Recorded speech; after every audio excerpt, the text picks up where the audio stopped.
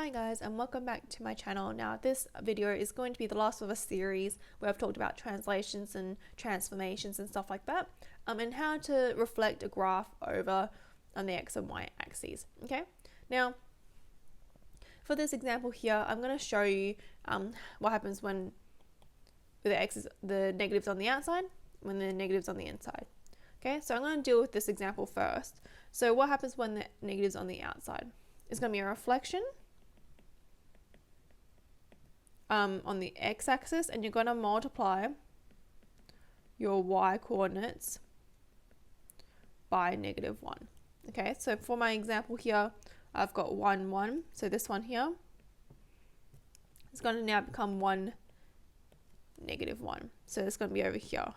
You're basically going to move these points and kind of reflect it over the y-axis like this. Okay, and then for example, same here. So this is actually going to be up here now. This is going to stay the same, and then this one's going to go down like this. Okay, hopefully use a ruler when you're doing these ones. Okay, so this is really nice because it's kind of visual, kind of easy, but just note that you just need to multiply the y coordinate by -1 in this kind of circumstance. Now, what happens when you have the negative on the inside? So this is going to be a reflection of the y-axis, right? And when you have that situation, we have to multiply, like where the negatives on the inside, you're going to multiply your x coordinate by -1. So for example, I've got 1, 1 here. It's going to become -1, 1. So it's going to be -1, 1. Then this one's going to be over here. This is going to be over here. So then it's going to be a flip this way, right? And then same for this one. This is going to be flipped over now, so where everything's on the other side. Okay, so where you've literally just switched the spots almost on the y-axis. Okay, I know it's confusing to have 2 on there, but it's just for you to see that that negative, depending on if it's on the inside or the outside, it's just going to change what it looks like.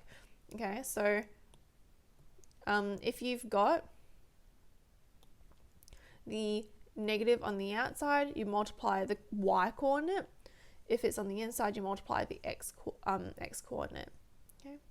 Now, as a general summary, people might be asking me, oh, what happens when you've got, for example, a negative as well as a scale factor? Just do one step at a time if it helps. Do the reflection first, and once you've done the reflection, do the scale factor. Do it one step at a time, or do the translation first and then do the scale factor. So these can be applied one upon the other, and you might see that, and you probably have before, where there are several things that are happening. So there's a dilation, and there's also been translated, but there's also a reflection. Those all are things that can happen.